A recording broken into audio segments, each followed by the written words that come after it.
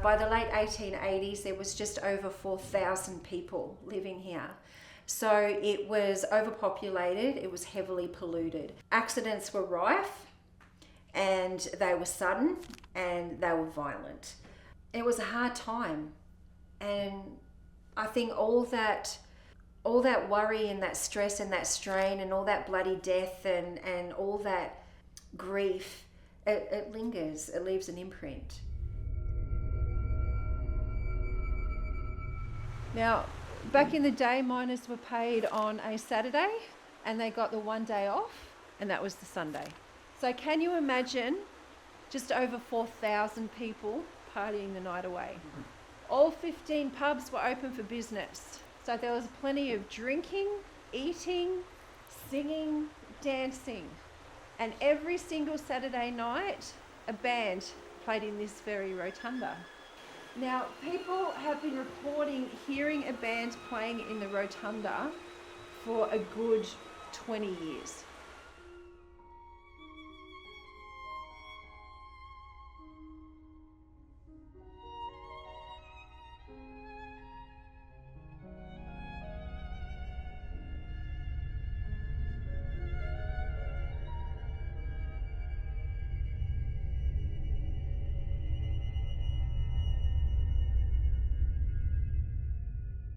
We have a cursed grave, and it is the grave of miner James Mitchell, who was unfortunately involved in a rock fall in the mine. And nobody really knows why, but he has an inscription on his gravestone that reads, "O let my sudden doom a warning be to all, whoever bendeth over thine tomb, thy quickly shall they fall." And people have had accidents. Like on the track, walking back, they've fallen, broken their wrist, broken their ankle. There's a lot of accidents around one grave, really. So it sort of starts to make you think.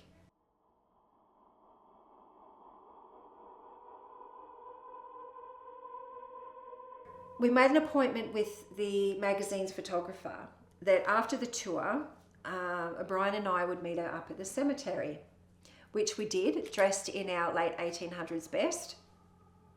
So she said, let's do it around the famous cursed grave.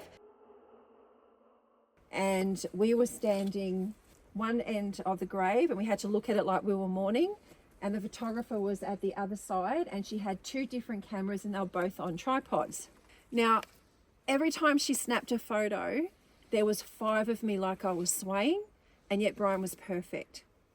Understandably frustrated by this, she suggested moving on to another set of graves, and Brian said, well, it just so happens my rellos are over there, we'll go over there. She said, good idea, but let me take one more photo, which she did, and this is the photo that she ended up using in the magazine because it blew her mind. And the hand is noticeably a man's hand. That's my hand there, and my other hand, you can see the puff, like is down here. But there's a hand coming around. That is quite big.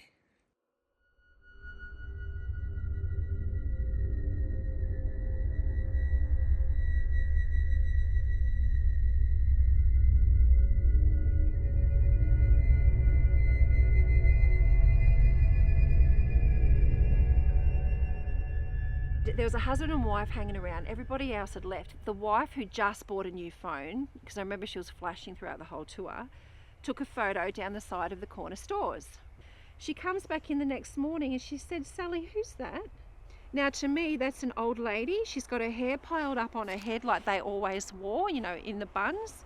She's wearing a square neck black dress, and that looks like remnants of a shawl. As I said, this lady had just bought a new phone. So you can see the resolution, see how crisp and clear that is? Now she's not blurred like she's moving, she's actually like pixelated. And yet the notice board is as crystal clear that's right next to her.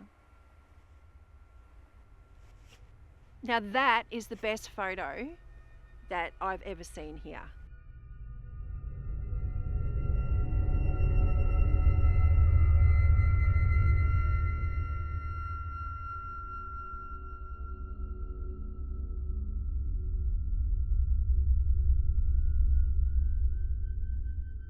You know, you can have the best evidence, and we found that when we were uploading on YouTube.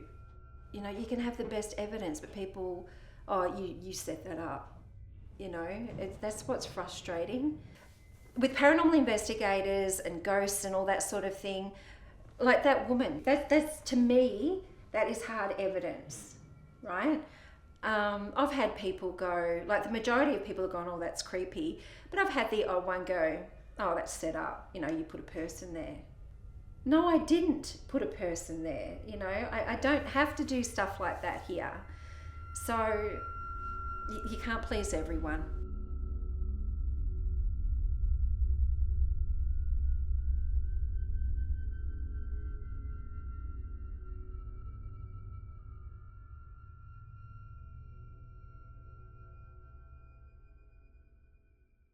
Walhalla will never die. And as far as the ghost tours, everybody loves a good ghost story, even skeptics. You know, I have a lot of skeptics come on the tour, and you know, they sit there and they deny it and they act all bravo and huff and gruff and whatever, but they love a good ghost story as well.